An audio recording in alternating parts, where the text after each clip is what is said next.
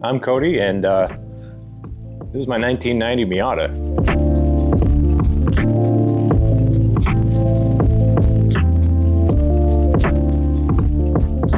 So this car was actually pretty well a complete reshell. I used to have a 96 orange Miata that was a bit better looking than this one last year, but the frame was twisted and it was super rotten. So brought it into a little shop in Brantford and kind of cut that car into 3 pieces, took every single part off that we could possibly take off, and anything that was worth moving over to the next car went on this thing.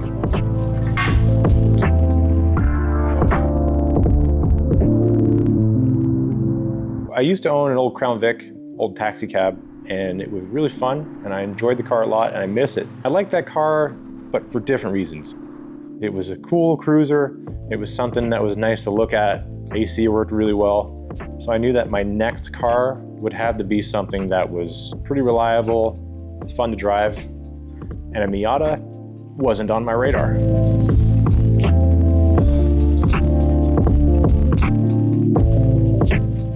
My friend Jay shot me a message saying, hey man, you should just get a Miata. And I was like, nah, you know, they're not practical in the slightest, and I'm sure the prices are way too high now, like maybe a Civic or something like that.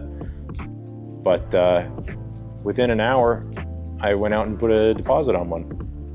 I've had a lot of friends and a lot of good memories with this thing. So this has to be a car. This must be a car that sticks with me at least for the next 10 years. I've made a promise to myself to keep this thing for the foreseeable future.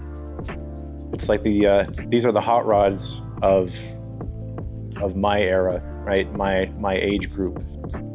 Our parents and grandparents, it was the old Chevelles, the Camaros, the Dodge Darts. Like, those cars are nearly unattainable now, and soon enough it's going to be these cars with people like us.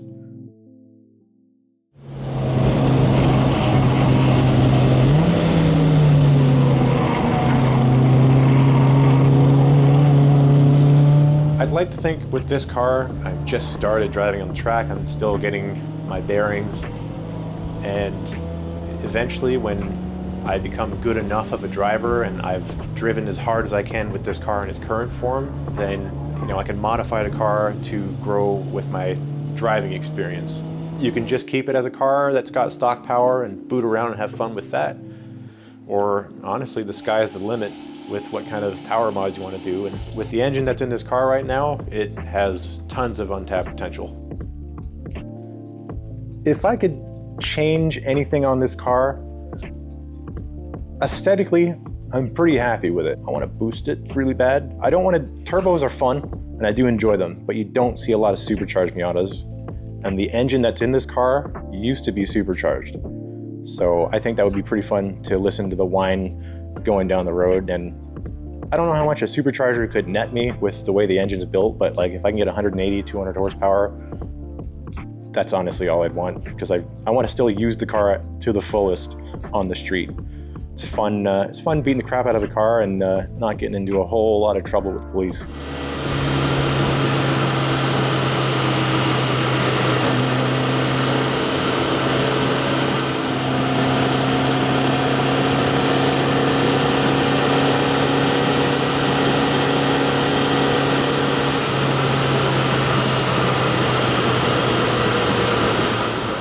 I'm not from Ontario, I'm from Newfoundland, so coming out here I had to kind of restart in terms of meeting people and making friends and getting connections. And I would say that cars is the #1 avenue that has brought me new people into my life. I've made friends out of buying car parts. We have similar cars or shoot the shit, and that kind of just starts from there. And then you get connections with repair shops and car meets and car shows. So I've made a lot of friends just from doing car stuff. It's if you know where to look nowadays, because everything has changed so much, it's a phenomenal community to just meet people and have a good time. But some days I kind of wish I was an alcoholic or a drug addict, because I think it'd be a little bit cheaper on the wallet, but I'd have a lot worse friends if that were the case. I'd say I'm pretty happy with how things went in life.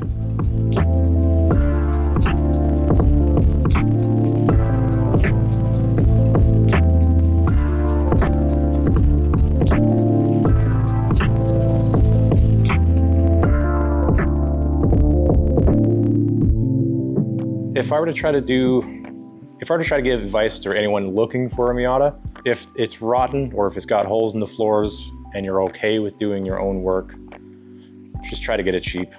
Otherwise, like, it's expensive to get the rust fixed. I had floor pans redone on this thing and some spots fixed on the frame, and it cost me over $2,000. So if I could do it again, I would just try to find a cleaner car and wait. But I know with today's market, at least in my area in Canada, it's pretty difficult to find one that's clean and that's not astronomically priced.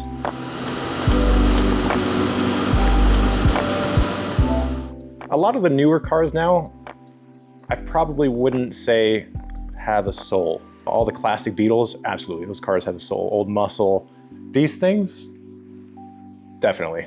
You kind of just look at them and, you know, they could have 1,000 different faces depending on what angle you're looking at them from. There's just this kind of aura about them, you know? If cars could speak, I'm sure they'd have some pretty interesting stories to tell.